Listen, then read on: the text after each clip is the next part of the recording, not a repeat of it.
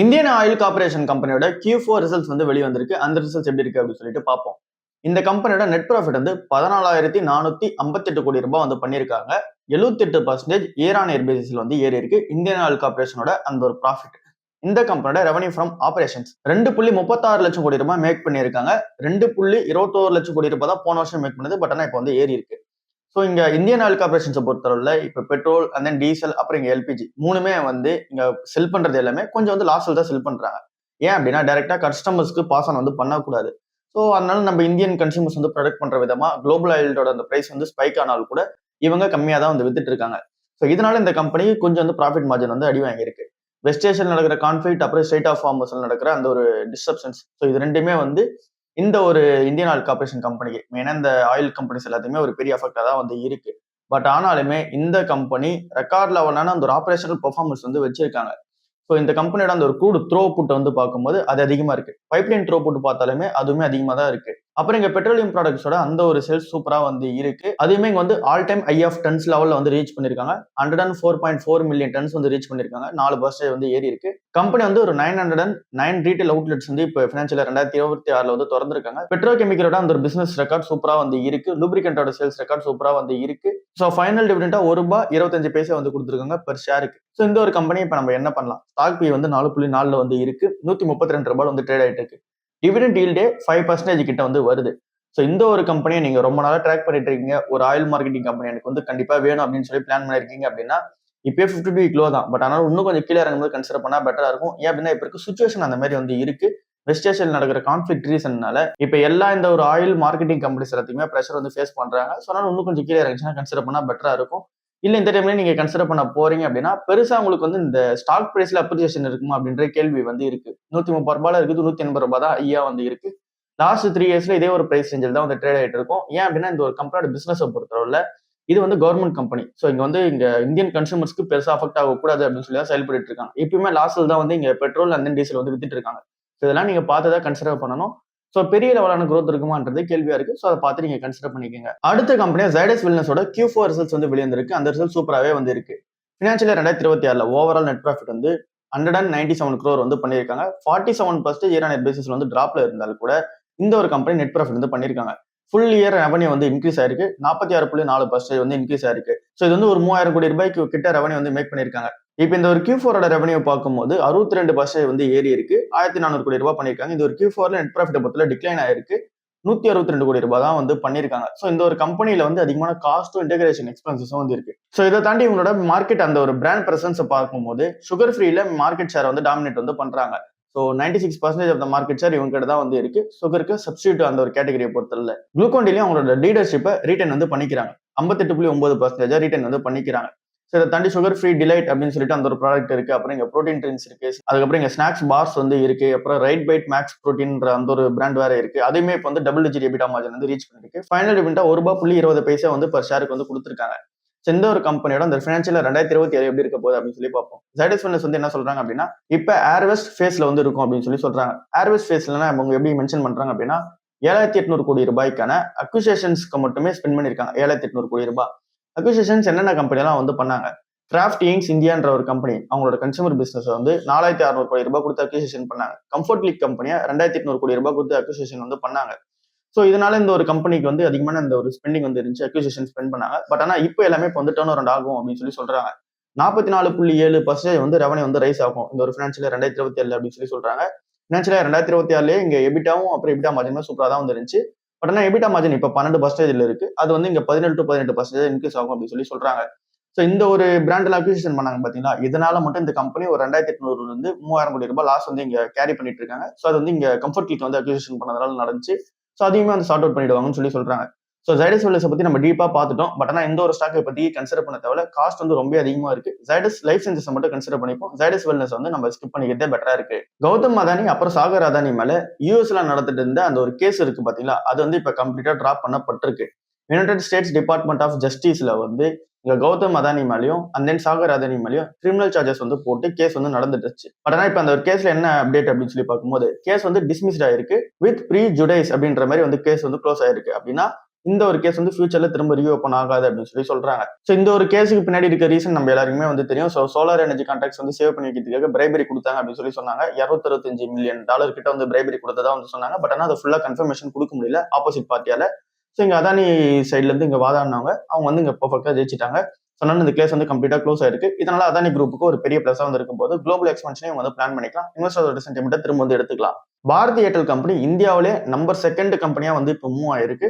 So இந்த ஒரு company வந்து இப்போ 3வது பிளேஸ்ல வந்து இருந்துச்சு. பட் ஆனால் இப்போ 2nd பிளேஸ்க்கு மூவ் ஆயிட்டாங்க. ஃபர்ஸ்ட் பிளேஸ்ல ரிலையன்ஸ் இண்டஸ்ட்ரீஸ் வந்து இருக்காங்க. அவங்களோட வேல்யூவேஷன்ஸ் வந்து அதாவது மார்க்கெட் கேப் வந்து 18.1 ட்ரில்லியன் ரூபியா வந்து இருந்துச்சு. அதுக்கு அடுத்துதான் வந்து இருந்தது HFC பேங்க் வந்து இருந்துச்சு. பட் ஆனால் இப்போ அதை ரீப்ளேஸ் பண்ணிட்டு இப்போ பாரதி ஏர்டெல் வந்து 11.91 ட்ரில்லியன் ருபீஸா வந்து இங்க மூவ் பண்ணிருக்காங்க. மார்க்கெட் கேபிட்டலைசேஷன் வைஸ் வந்து பார்க்கும்போது HDFC பேங்க் வந்து 11.83 ட்ரில்லியன் ருபீஸா வந்து இப்போ மூவ் பண்ணிருக்காங்க. ஸோ ஏர்டெல் ஷேர்ஸ் வந்து இந்த வருஷம் 8% இறங்கி இருக்கு. பட் ஆனால் HDFC பேங்க் வந்து 22% இறங்கின ரீசன்னால HDFC பேங்க் வந்து 3rd பிளேஸ்லயும் 2nd பிளேஸ்ல வந்து இங்க பாரதி ஏர்டெல் மூவ் பண்ணிருக்காங்க. ஃபர்ஸ்ட் பிளேஸ்ல வந்து இப்போ கம்ஃபர்டபுளா ரிலையன்ஸ் இண்டஸ்ட்ரீஸ் வந்து இருக்காங்க. IDFC ஃபர்ஸ்ட் பேங்கோட அந்த ஒரு டெபாசிட் க்ரோத் இருக்கும் பாத்தீங்களா, அது சீக்வென்ஷலா 1% வந்து டிராப் ஆயிருக்கு. ஸோ இதுக்கு பின்னாடி இருக்க ரீசன் வந்து அந்த ஒரு சண்டிகர்ல நடந்த ஒரு ஃப்ராட் கேஸ். ஸோ அதனால வந்து இந்த ஒரு கம்பெனியோட டெபாசிட் வந்து விழுந்துச்சு. ஸோ அதை எப்படி கவுண்டர் அட்டாக் பண்ணணும் அப்படின்றதுக்கு ஒரு பெரிய டீட்டெயிலான ஒரு ரிப்போர்ட் கொடுத்துருக்காங்க. அதை பத்தி பார்ப்போம். 1% தான் டெபாசிட் growth வந்து நடந்திருக்கு இந்த ஒரு Q4. அதாவது இங்க கம்மியா தான் வந்து டெபாசிட் வந்து ஏறி இருக்கு. 1% தான் ஏறி இருக்கு. இதுவே அந்த கம்பெனியோட Q4 நெட் ப்ராஃபிட் பார்த்தோம் அப்படின்னா 319 crore பண்ணிருக்காங்க. பட் ஆனால் அது வந்து 4.9% இயர் ஆன் இயர் பேசிஸ்ல ஏறினால் கூட குவார்டர் ஆன் குவார்டர் பேசிஸ்ல 36% வந்து இறங்குச்சு. எல்லாமே அந்த ஒரு ஃப்ராட் ரிலேட்டடான ஒரு இம்பாக்ட்னால தான் நடந்துச்சு. ஸோ இதனால வந்து லோ காஸ்ட் டெபாசிட்ஸ் வந்து நடந்திருக்கு. அதாவது டெபாசிட் growth வந்து வரல பெருசா. 2.5% வந்து சீக்வன்ஷலா வந்து இறங்கிருக்கு. காசா ரேஷியோமே பொறுத்தளவுல இங்க வந்து 51.6% இருந்து 49.8% குறைஞ்சிருக்கு. ஸோ இங்க வந்து பேங்க் டைட்டா லிக்விடிட்டி வந்து வச்சிருக்காங்க. அப்புறம் வெஸ்டேஷன் இருக்கிற டென்ஷன்ஸ், அப்புறம் வந்து அட்வான்ஸ் டாக்ஸ்னால நிறைய அவுட் ஃப்ளோஸ் வந்து போகுது. இது எல்லாமே இந்த கம்பெனிக்கு ஒரு ப்ரெஷர் ஃபேஸ் பண்ணுது. ஸோ இதனால இந்த கம்பெனி என்ன பிளான் பண்றாங்க அப்படின்னா டெபாசிட்டை திரும்ப வர வைக்கிறதுக்கு சேவிங்ஸ் அக்கௌண்ட்டுக்கு இன்ட்ரெஸ்ட் ரேட் கொடுப்பாங்க பாத்தீங்களா, அது வந்து இங்க ஏத்திருக்காங்க. 6% இருந்து 6.5% வந்து ஏத்திருக்காங்க. IDFC ஃபர்ஸ்ட் பேங்க் வந்து இன்னொரு வார்னிங்கும் வந்து கொடுக்குறாங்க. 10% வந்து பெட்ரோல் அண்ட் டீசல் பிரைஸ் வந்து ஏறும், இன்னொரு ஃபியூ மந்த்ல வந்து ஏறும் அப்படின்னு சொல்லியிருக்காங்க. TCS கம்பெனில வந்து இப்போ டைட்டான அந்த ஒரு பெர்ஃபார்மன்ஸ் ரேட்டிங் வந்து கொடுங்க அப்படின்னு சொல்லிட்டு ஒரு ப்ரெஷர் வந்து நடந்திருக்கு. மேனேஜர்ஸ் இருப்பாங்க பாத்தீங்களா, அவங்க எல்லாருக்குமே வந்து என்ன சொல்றாங்க அப்படின்னா 5% ஆஃப் த எம்ப்ளாயிஸ் வந்து பேண்ட் டின்ற கேட்டகரியில வந்து போடுங்க அப்படின்னு சொல்றாங்க. ஸோ இந்த பேண்ட் டி கேட்டகரினா யாரு அப்படின்னு சொல்லி பார்க்கும்போது பேண்ட் டில இருக்கவங்க எல்லாருமே வந்து லோ பர்ஃபார்மர்ஸா வந்து கன்சிடர் பண்ணிப்பாங்க. அந்த லோ பர்ஃபார்மர்ஸ் இருக்காங்க பாத்தீங்களா, அவங்களுக்கு வந்து ஒரு 2 மந்த்க்கு வந்து என்ன பண்ணுவாங்க அப்படின்னா பெர்ஃபார்மன்ஸ் இம்ப்ரூவ்மெண்ட் பிளான் அப்படின்னு சொல்லிட்டு ஒரு பிளேஸ்ல வந்து போடுவாங்க. ஸோ அந்த ஒரு பிளேஸ்ல அவங்க வந்து கரெக்டா வந்து அந்த பெர்ஃபார்மன்ஸ் வந்து கொடுக்கணும். அப்படி கொடுக்கல அப்படின்னும் போது அவங்க வந்து வாலண்டரியா வந்து வெளியே அனுப்புறதுக்கான சான்சஸ் வந்து இருக்கு. அந்த உங்க பெர்ஃபார்மன்ஸ் சரியில்லை அப்படின்னு சொல்லிட்டு ப்ராஜெக்ட்ல இருந்து வெளியே அனுப்புறதுக்கான சான்சஸ் வந்து இருக்கு. ஸோ ஓவராலா அவங்க வந்து லே ஆஃப் பண்றதுக்கான சான்சஸ் இருக்கு. ஸோ இதுக்கு முன்னாடி வரைக்கும் 3% ஆஃப் த எம்ப்ளாயிஸ் மட்டும் தான் இந்த ஒரு பேண்ட் டி கேட்டகரியில வந்து போடுவாங்க. பட் ஆனால் இப்போ 5% ஆஃப் த ஆட்கள் வந்து போடுங்க அப்படின்னு சொல்லியிருக்காங்க. ஏற்கனவே 12,200 பேர் வந்து வேலையை விட்டு அனுப்பிச்சாங்க. இப்போ நிறைய பேர் வேலையை விட்டு அனுப்புறதுக்காக தான் இந்த ஒரு விஷயம் எடுத்துட்டு வராங்க அப்படின்னு சொல்லி எல்லா இடத்துலயும் வந்து சொல்லிட்டு இருக்காங்க. ஸோ பாப்பா என்ன நடக்குதுன்னு சொல்லிட்டு வோடஃபோன் ஐடியா வந்து என்ன ரிப்போர்ட் பண்றாங்க அப்படின்னா கன்சாலிடேட்டட் ப்ராஃபிட் வந்து 51,970 கோடி ரூபாய் வந்து நடந்திருக்கு அப்படின்னு சொல்றாங்க இந்த ஒரு Q4ல. பட் ஆனா இதுவே போன வருஷம் Q4 வந்து 7,000 கோடி ரூபாய் லாஸ் பண்ணாங்க. பட் ஆனா இப்போ 51,000 கோடி ரூபாய் ப்ராஃபிட் வந்து பண்ணிருக்காங்க. ஸோ இது வந்து இந்த ஒரு கம்பெனி ஆக்சுவலா பிசினஸ் வந்து ஏறி இருக்கான்னு கேட்டீங்க அப்படின்னா அப்படி கிடையாது. ஆபரேஷனலி இந்த கம்பெனி வந்து ஸ்டில் லாஸ் மேக்கிங்கா தான் வந்து இருக்காங்க. 5,000 கோடி ரூபாய் வந்து லாஸ் தான் வந்து மேக் பண்ணிருக்காங்க. பட் ஆனால் எப்படி உங்களால ப்ராஃபிட் காமிக்க முடிஞ்சு அப்படின்னா ஏஜிஆர் லயபிலிட்டியில வந்து கொஞ்சம் ரிலீஃப் வந்து கொடுத்துருக்காங்க. அப்புறம் அக்கௌண்டிங் அட்ஜஸ்ட்மெண்ட்ஸ் வந்து கொஞ்சம் நடந்திருக்கு. டெலிகாம் பிசினஸ் வைஸ் growth கிடையாது. பட் ஆனால் ஃபுல்லாவே வந்து நடந்தது இந்த மாதிரி தான் நடந்திருக்கு. ஆபரேஷனல் லெவல்ல லாசஸ் வந்து ஃபேஸ் பண்றாங்க. சப்ஸ்கிரைபர்ஸ்ல வந்து பிரஷர் வந்து இருக்கு, கடன் வந்து அதிகமா இருக்கு. இது எல்லாமே இந்த கம்பெனில இருக்குது. பட் ஆனால் நெட் ப்ராஃபிட் வந்து அதிகமா நடந்திருக்கு அப்படின்னு சொல்லி காமிக்கிறாங்க எல்லா இடத்துலயும் ரிப்போர்ட். பட் ஆனால் இன்டெப்தா நான் பார்க்கும்போது இது எல்லாமே பின்னாடி இருக்க ரீசனா வந்து இருக்கு. அப்புறம் இந்த ஒரு கம்பெனி என்ன பிளான் பண்ணிருக்காங்க அப்படின்னா ஒரு 35,000 கோடி ரூபாய்க்கு SBI கிட்ட வந்து ஃபண்டிங் வந்து கேட்டிருக்காங்க. அதை தாண்டி ப்ரொமோட்டர்ஸும் வந்து ஒரு 4,730 கோடி ரூபாய் இன்வெஸ்ட் பண்ண போதா சொல்லியிருக்காங்க. ஓவரால் இந்த ஒரு கம்பெனி வந்து 45,000 கோடி ரூபாய் இன்வெஸ்ட்மெண்ட் வந்து பண்ண போறாங்க அடுத்த ஒரு 3 வருஷத்துல. இதுல வந்து 5G ரோல் அவுட்காகவும் அப்புறம் நெட்வொர்க் வந்து எக்ஸ்பென்ஷன் பண்ணிக்கிறதுக்காகவும் அப்புறம் வந்து இங்க கஸ்டமர் வந்து க்ரோத் பண்ணிக்கிறதுக்காகவும் இந்த ஒரு இன்வெஸ்ட்மெண்ட் வந்து இருக்க போகுது. டாடா ஸ்டார்பக்ஸ் இருக்கு பாத்தீங்கன்னா அது வந்து இங்க நெட்லாஸ் தான் வந்து பண்ணுது. ஃபினான்ஷியல் 2026ல 60% நெட்லாஸ் வந்து கொஞ்சம் குறைச்சிருக்காங்க. 49 கோடி ரூபாய் தான் இப்போ வந்து நெட்லாஸ் வந்து பண்ணிருக்காங்க. போன வருஷம் நெட்லாஸ் வந்து இன்னும் அதிகமா இருந்துச்சு. ரெவன்யூ வந்து எவ்வளவு பர்சன்டேஜ் இன்க்ரீஸ் ஆயிருக்கு அப்படின்னா 7% வந்து இன்க்ரீஸ் ஆயிருக்கு. 1,367 கோடி ரூபாய் ரெவன்யூ வந்து இன்க்ரீஸ் ஆயிருக்கு. கம்பெனி வந்து இங்க 500 ஸ்டோர்ஸ் வந்து கிராஸ் பண்ணிருக்காங்க. இது வந்து ஒரு மைல் ஸ்டோனா தான் வந்து இருக்கு. 80 சிட்டிஸ்ல வந்து கிராஸ் பண்ணிருக்காங்க. சேம் ஸ்டோரோட அந்த ஒரு சேல்ஸ் growthமே சூப்பரா வந்திருக்கு. அது இந்த கம்பெனிக்கு பாசிட்டிவா வந்திருக்கு. Tier 2, Tier 3 சிட்டிஸ்ல மூவ் ஆன் ஆகுறாங்க. அந்த இடத்துலயே வந்து இங்க சூப்பரா வந்து அந்த கம்பெனியோட பிரசன்ஸ் வந்து இருக்கு. ஸோ இது எல்லாமே இந்த ஒரு கம்பெனில நல்லா வந்திருக்கு. இப்போ அந்த டாடா கன்சியூமர்ஸை பொறுத்தவரை என் சந்திரசேகர் வந்து நிறைய விஷயம் சொல்லியிருக்காரு. அதை பத்தி பார்ப்போம். இப்போ வந்து இந்த கம்பெனியோட பிசினஸ் வந்து குளோபல் ஸ்ட்ரக்சரல் ஷிஃப்ட்ல வந்து இப்போ வந்து இருக்கு அப்படின்னு சொல்றாரு. ஸோ இதுக்கப்புறமேட்டுக்கா ஃபாஸ்டான டிசிஷன்ஸ் மேக்கிங் வந்து நம்ம எடுக்கணும், ஆப்ரேட்டிங் வந்து சூப்பரா வந்து பண்ணணும், அப்புறம் நம்ம வந்து இங்க நிறைய ரெசிலியன்ஸா வந்து இருக்கணும் அப்படின்னு சொல்றாரு. ஸோ இந்தியாவை பொறுத்தல எக்கனாமிக் growth வந்து ஸ்ட்ராங்கா தான் வந்து இருக்க போகுது. டெமோகிராபிக்ஸ் வைஸ்ல இருந்தாலும் சரி, டிஜிட்டல் இந்த இன்ஃப்ராஸ்ட்ரக்சர் வைஸ்ல இருந்தாலும் சரி, எக்ஸ்பென்ஷன் வந்து நல்லா தான் இருக்க போகுது. கவர்மெண்டோட மெஷர்ஸை பொறுத்தல இங்க இன்ட்ரெஸ்ட் ரேட் கம்மியா வைக்கிறது, டாக்ஸ் கட்ஸ் நடக்குது, இதெல்லாம் இருக்க தான் போகுது. ஸோ இது எல்லாமே ஃபுட் இன்ஃபிளேஷன் வந்து கம்மி பண்றதுக்கான சான்சஸ் வந்து இருக்கு. ஸோ இதனால கன்சியூமர் ஸ்பெண்டிங் பவர் வந்து இன்க்ரீஸ் ஆகும். அதனால டாடா கன்சியூமர் ப்ராடக்ட்ஸ் வந்து இங்க பிரீமியமைசேஷன் ஆஃப் ப்ராடக்ட், அப்புறம் வந்து இங்க ஹெல்த் அண்ட் வெல்னஸ், அப்புறம் வந்து இங்க டிஜிட்டல் ஃபர்ஸ்ட் கன்சம்ஷன்ல வந்து இங்க வந்து ஃபோக்கஸ் பண்ணுங்க அப்படின்னு சொல்றாங்க. அப்புறம் இவங்களோட போர்ட்ஃபோலியோ வந்து ஸ்ட்ரென்தன் பண்ணுங்க அப்படின்னு சொல்றாங்க. குயிக் காமர்ஸ்ல நல்ல ஒரு கான்ட்ரிபியூஷன் வந்து இருக்கு, 41% வந்து கான்ட்ரிபியூட் பண்ணிட்டு இருக்காங்க. ஸோ இன்னமும் ட்ரெடிஷனல் ரீட்டைல் டிஸ்ட்ரிபியூஷனையும் ஃபோக்கஸ் பண்ணுங்க, அங்கேயும் இன்வெஸ்ட்மெண்ட் வந்து ஹெவியா பண்ணுங்க அப்படின்னு சொல்லியிருக்காங்க. ஸோ இது எல்லாமே இந்த டாடா கன்சியூமர் உள்ள அப்டேட்டா இருக்கு. டாடா கன்சியூமர்லயுமே ஏஐ வச்சு ஒர்க் பண்ணுங்க அப்படின்னு சொல்லியிருக்காங்க. டாடா ஸ்டீல்ல ஒரு நெகட்டிவான அப்டேட் வந்து நடந்திருக்கு. அது என்ன அப்படின்னு சொல்லி பார்க்கும்போது, டாடா ஸ்டீல் வந்து நெதர்லாண்ட்ஸ்ல அவங்களோட பிளான்ட் வந்து இருக்கு. அந்த ஒரு பிளான்ட்ல Netherlands coke and gas plants வந்து இங்க க்ளோஸ் பண்றதுக்கான சான்சஸ் வந்து இருக்கு. என்ன ரீசன் அப்படின்னு சொல்லி பார்க்கும்போது, இந்த டச் ரெகுலேட்டர்ஸ்ல என்ன சொன்னாங்க அப்படின்னா, ஒரு சில எமிஷன் நார்ம்ஸ்லாம் இவங்க வந்து ஃபாலோ பண்ணும். அந்த ஒரு எமிஷன் நார்ம்ஸ் எல்லாமே அவங்க ஃபாலோ பண்ணாம ஓவர் எமிஷன்ஸ் வந்து பண்றதா சொல்றாங்க. இதனால இந்த ஒரு ஆபரேஷன்ஸ் எல்லாமே அன்சர்டனிட்டி வந்து இருக்கு. ஸோ இந்த Q4 பொறுத்தல ரெவன்யூ எல்லாமே ஏறிச்சு, எபிட்டா எல்லாமே ஏறிச்சு. இந்தியா அண்ட் யூரோப் பிசினஸ் வந்து சூப்பரா தான் வந்து இருந்துச்சு. பட் ஆனா இங்க நெதர்லாண்டோட பிசினஸ் வந்து இப்ப பிரஷர்ல வந்து இருக்கு. ஸோ இதனால இந்த ஒரு கம்பெனி வந்து காஸ்ட்லியான இம்போர்ட்டட் கோக் வந்து இங்க இம்போர்ட் பண்றதுக்கான சான்சஸ் வந்து இருக்கு. அண்ட் தென் இதனால மார்ஜின்ஸ் வந்து அதிகமா அடி வாங்குறதுக்கான சான்சஸ் வந்து இருக்கு. ஸோ இந்த நெதர்லாண்ட் ஆபரேஷன்ஸ் வந்து கமர்ஷியலா க்ளோஸ் ஆகிறதுக்கான சான்சஸ் வந்து இருக்கு. ஸோ இது எல்லாமே இந்த ஒரு கம்பெனி உள்ள அப்டேட்டா இருக்கு. கொஞ்சம் ரிஸ்க் வந்து அதிகமா வந்து இருக்கு. ஸோ நம்ம என்ன ஃபோக்கஸ் பண்ணோம் அப்படின்னா, நெதர்லாண்டோட ஆபரேஷன்ஸை இவங்க எப்படி எடுத்துட்டு வர போறாங்க, என்விரான்மெண்டோட அப்ரூவலுக்கு ஏற்ற மாதிரி இவங்க எப்படி எடுத்துட்டு வர போறாங்க அப்படின்னு சொல்லிட்டு நம்ம வெயிட் பண்ணி தான் பார்க்கணும். அப்புறம் நேத்திக்கான நாள்ல நிஃப்டி 80 ஒரு 2% வந்து ஏறி இருக்கு. Coforge, tech Mahindra, persistent system, அப்புறம் வந்து இன்ஃபோசிஸ், இது எல்லாமே வந்து ஏறி இருக்கு. பின்னாடி இருக்க ரீசன் என்ன அப்படின்னு சொல்லி பார்க்கும்போது, ருபி வந்து 96.53 ரூபாய்க்கு போச்சு பாத்தீங்களா, அதனால இந்த ஒரு கம்பெனி எல்லாமே ஏறி இருக்கு. இந்த ருபி விளைவுல இந்த கம்பெனி எல்லாமே பிளஸ் தான். ஸோ அதனால இந்த ஒரு கம்பெனி ஏறி இருக்கு. மற்றபடி பெருசா எந்த ஒரு சேஞ்சஸும் கிடையாது. இன்னும் இருக்கிற சேலஞ்சஸ் வந்து அப்படியே தான் வந்து இருக்கு. ஏஐல டிஸ்ட்ரப்ஷன்ஸ் வந்து இருக்கு. குளோபல் லெவலில் ஸ்லோவான ஸ்பெண்டிங் வந்து பண்ணிட்டு இருக்காங்க. அண்ட் தென் இங்க புது புது ஏஐ டூல்ஸ் வந்து வந்துகிட்டே இருக்கு. இதனால அந்த கம்பெனிஸ் அஃபெக்ட் ஆகிட்டு தான் இருக்கு. பட் ஆனா நேத்து யாரும் பின்னாடி இருக்க சின்ன ரேலி வந்து இந்த ஒரு ருபி விழுந்ததா தான் வந்து இருக்கு. நேஷனல் ஸ்டாக் எக்ஸ்சேஞ்ச் வந்து என்ன பிளான் பண்றாங்க அப்படின்னா, எலக்ட்ரானிக் கோல்ட் ரெசிப்ட்ஸ் அப்படின்றத வந்து இங்க எடுத்துட்டு வந்திருக்காங்க, புதுசா லான்ச் பண்ணியிருக்காங்க. இது என்ன அப்படின்னு சொல்லிட்டு பார்க்கும்போது, டிஜிட்டல் கோல்டுக்கான ஒரு இன்வெஸ்ட்மெண்ட் ப்ராடக்டா தான் வந்து இருக்கு. ஸோ இது வந்து எப்படி அப்படின்னா, லைக் வந்து இந்த டிஜிட்டல் கோல்டு மாதிரி தான். ஸோ இப்போ டிஜிட்டல் கோல்டு என்ன பண்ணுவோம், நம்ம வந்து இங்க இன்வெஸ்ட்மெண்ட் பண்ணுவோம். அதுக்கப்புறம் நமக்கு கோல்டா வேணும் அப்படின்னா கன்வெர்ட் கொடுத்தோம் அப்படின்னா 1 கிராம் ஆஃப் கோல்டு வந்து நமக்கு திரும்ப வந்துடும். ஸோ அதுக்கு அந்த டெலிவரி சார்ஜஸ் அப்புறம் டாக்ஸஸ் எல்லாம் நம்ம எல்லாமே பே பண்ற மாதிரி இருக்கும். அப்புறம் இங்க ஒரு சில டிஜிட்டல் கோல்ட்ஸ்ல வால்ட்டுக்கான அந்த ஒரு ஃபீஸும் வந்து பே பண்ற மாதிரி இருக்கும். சேம் வந்து இங்க அதே மாதிரி வந்து எடுத்துட்டு வராங்க, எலக்ட்ரானிக் கோல்ட் ரெசிப்ட்ஸ். ஸோ இதுவுமே வந்து நம்ம ஒரு கோல்டு நம்ம வாங்குறோம் பாத்தீங்களா, அது வந்து செபியோட அந்த ஒரு வால்ட்லயே வந்து இங்க டிரான்ஸ்பரண்டா வந்து வச்சிருப்பாங்க. பியூரிட்டியும் வந்து இங்க வந்து செக் பண்ணி தான் வச்சிருப்பாங்க.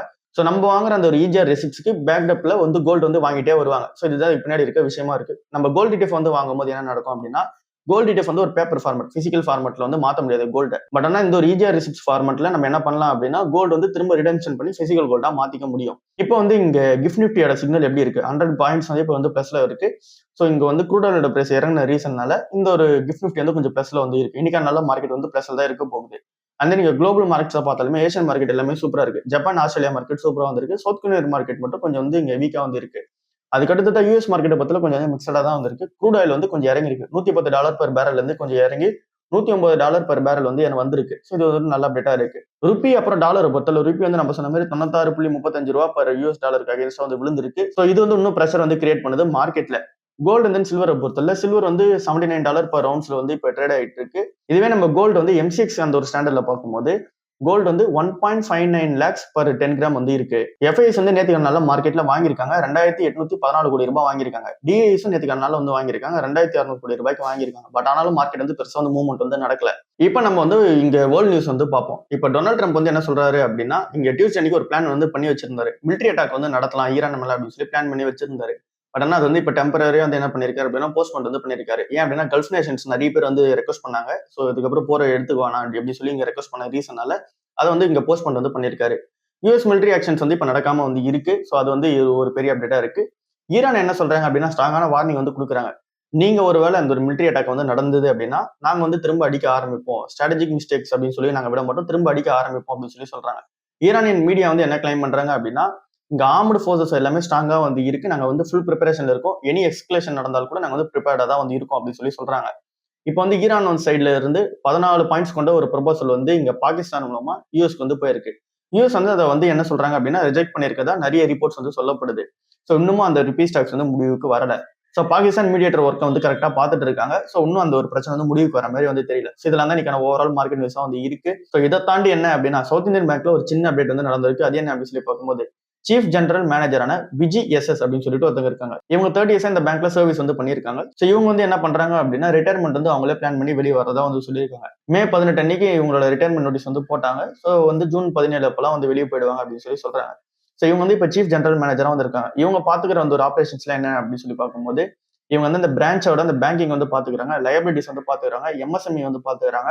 அப்புறம் தேர்ட் பார்ட்டியோட அந்த ஒரு ப்ராடக்ட் டிவிஷன்ஸ் எதனா வந்துச்சு அப்படின்னா அதையும் இவங்க தான் வந்து பாத்துக்கிறாங்க. ஸோ இவங்களோட டிசிஷன்ஸும் கேர்ஃபுல்லா வந்து இங்க வந்து கன்சிடர் பண்ணணும். ஏன் அப்படின்னா இந்த ஒரு பேங்க்ல இவங்களோட டிசிஷனும் ஒரு பெரிய ரோலா வந்து இருக்கு. எப்படி இந்த சிஓட ரோல் வந்து பெரிய ரோலோ அதே மாதிரி இவங்களோட டிசிஷனும் வந்து பெரிய ரோலா வந்து இருக்கு. ஸோ இவங்க வந்து இங்க ஸ்மூத்தா தான் வெளியே போறாங்க. ஸோ அதனால இந்த ஒரு பேங்க்ல எந்த ஒரு பிரச்சனையும் வந்து கிடையாது. ஸோ இது வந்து இருக்கிற அப்டேட்டா இருக்கு. இதெல்லாம் தான் இன்னைக்கு ஓவரால் மார்க்கெட் நியூஸா இருக்கு. அடுத்த நியூஸ்ல வந்து சந்திப்போம். பாய்.